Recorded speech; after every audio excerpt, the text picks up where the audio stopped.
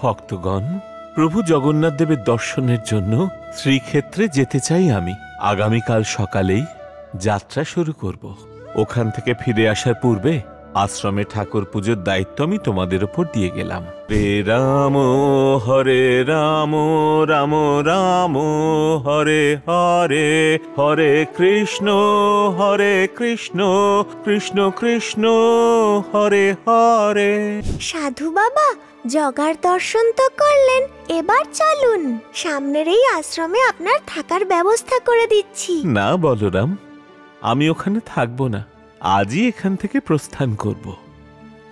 আপনি এত দূর থেকে এখানে এসেছেন, কিছুদিন থাকলে ভালো লাগতো।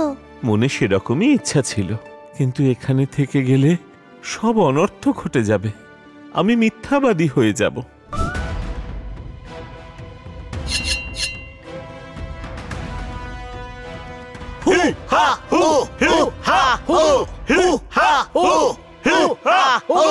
শান্ত হও, বলো আমাকে, এইভাবে আমায় ঘিরে ধরবার কারণ কি?